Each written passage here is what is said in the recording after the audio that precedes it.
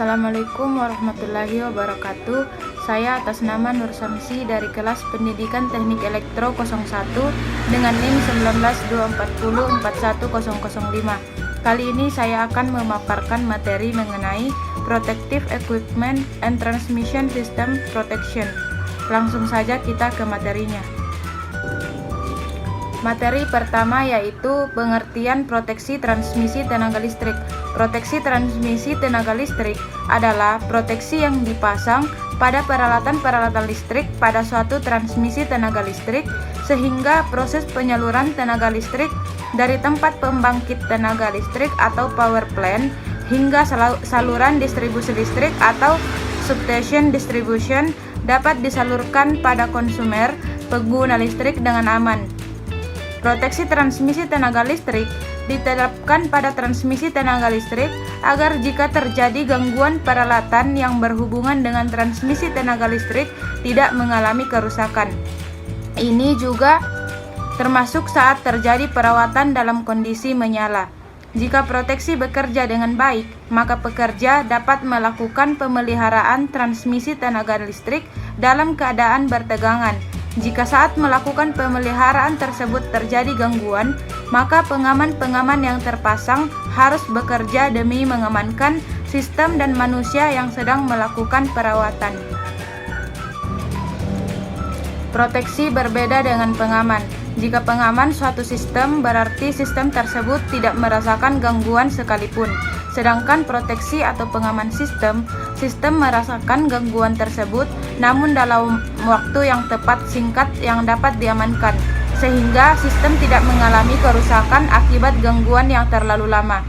Gangguan pada tenaga listrik dapat berupa, yaitu yang pertama, gangguan transmisi akibat hubung singkat, yang kedua yaitu gangguan transmisi akibat sambaran petir, dan yang ketiga yaitu gangguan transmisi akibat hilangnya salah satu kabel fasa. Materi selanjutnya yaitu peralatan sistem proteksi transmisi tenaga listrik.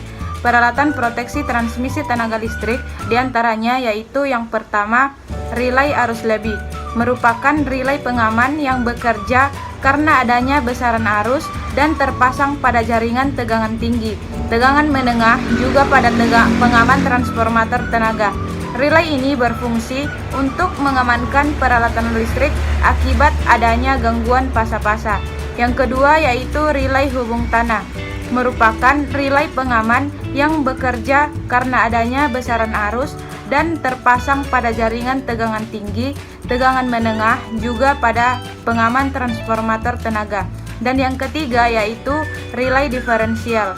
Relay diferensial ini berfungsi untuk mengamankan transformator tenaga terhadap gangguan hubung singkat yang terjadi di dalam daerah pengaman transformator yang disambung ke instalasi trafo arus atau CT di kedua sisi. Yang keempat yaitu relay jarak. Yang kelima yaitu kawat tanah.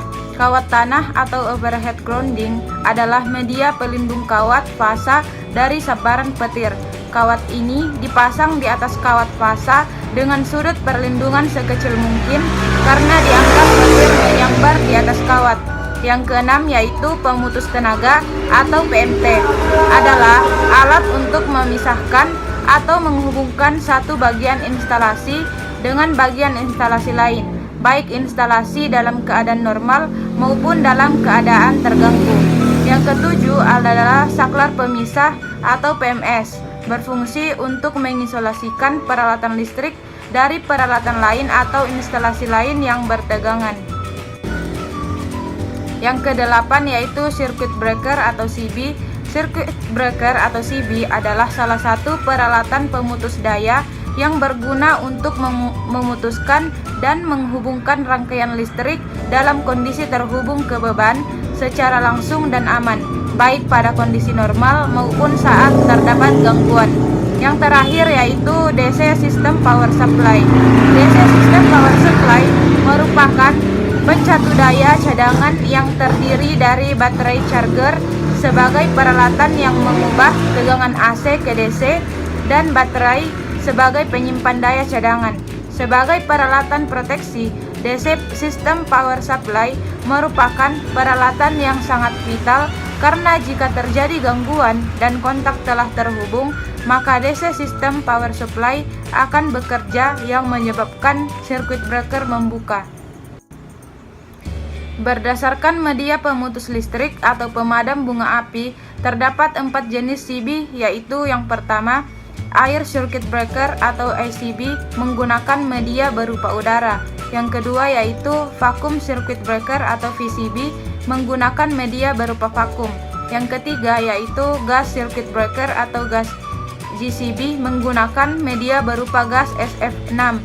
Yang terakhir yaitu Oil Circuit Breaker menggunakan media berupa minyak. Materi selanjutnya yaitu cara kerja sistem proteksi transmisi tenaga listrik. Yang pertama yaitu relay arus lebih. Jika dalam suatu transmisi terdapat gangguan yang berupa arus lebih, maka dalam waktu yang singkat relay arus lebih akan bekerja sehingga jaringan transmisi akan tidak terhubung sementara.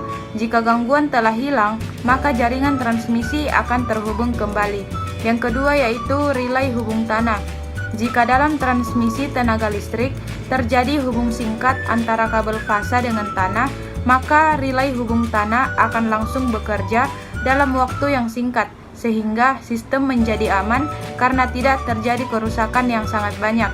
Yang ketiga yaitu relay diferensial. Relay diferensial adalah suatu alat proteksi yang sangat cepat bekerjanya dan sangat efektif berdasarkan keseimbangan atau balance, yaitu perbandingan arus yang mengalir pada kedua sisi trafo daya melalui suatu perantara yaitu trafo arus atau CT. Materi selanjutnya yaitu pencegahan gangguan transmisi tenaga listrik. Pencegahan gangguan pada jaringan transmisi sangat penting dilaksanakan karena jaringan transmisi merupakan penyalur utama dari energi listrik untuk sampai ke jaringan distribusi dan sampai ke konsumen. Jika jaringan transmisi menyalurkan secara baik, maka energi listrik tidak akan terputus. Pencegahan gangguan bertujuan untuk mengecilkan dari frekuensi terjadinya hambatan penyaluran energi listrik. Bagian pertama yaitu usaha memperkecil terjadinya gangguan.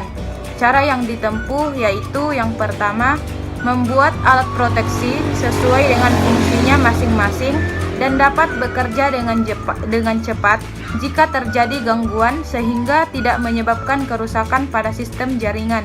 Yang kedua yaitu menyeting relay proteksi sesuai dengan waktu kerjanya.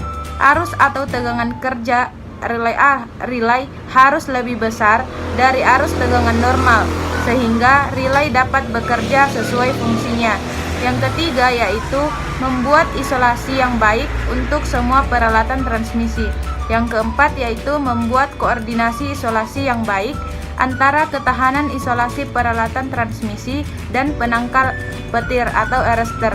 Yang kelima yaitu memakai kawat tanah dan membuat tahanan tanah pada kaki menara sekecil mungkin serta selalu mengadakan pengecekan. Pada bagian kedua yaitu usaha mengurangi kerusakan akibat gangguan. Beberapa cara mengurangi pengaruh akibat gangguan yaitu yang pertama, secepatnya memisahkan bagian sistem yang terganggu dengan memakai pengaman dan pemutus beban dengan kapasitas pemutusan yang memadai yang diperintah otomatis oleh relay proteksi. Yang kedua yaitu merencanakan agar bagian sistem yang terganggu bila harus dipisahkan dari sistem tidak akan mengganggu operasi sistem secara keseluruhan atau penyaluran tenaga listrik ke jaringan distribusi tidak terganggu. Yang ketiga yaitu mempertahankan stabilitas sistem selama terjadi gangguan, yaitu dengan memakai pengatur tegangan otomatis yang cepat dan karakteristik kestabilan generator memadai. Dan yang terakhir yaitu penerapan sistem proteksi transmisi tenaga listrik. Proteksi sistem transmisi tenaga listrik diberlakukan di semua transmisi tenaga listrik. Namun, untuk pemasangannya hanya berada di gardu induk. Pemasangannya pada saluran masuk ke gardu induk dan di saluran keluar gardu induk. sehingga jika jaringan transmisi terjadi gangguan, maka gardu induk tidak mengalami kerusakan. Jika terjadi kerusakan, maka kerusakannya minimal, kecuali kawat tanah. Kawat tanah dipasang di atas kawat fasa yang berfungsi untuk melindungi kawat fasa dari sambaran petir, sehingga pemasangannya berada di seluruh jaringan tenaga transmisi listrik.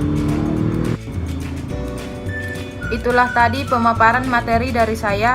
Semoga apa yang saya sampaikan dapat bermanfaat bagi teman-teman. Wassalamualaikum warahmatullahi wabarakatuh.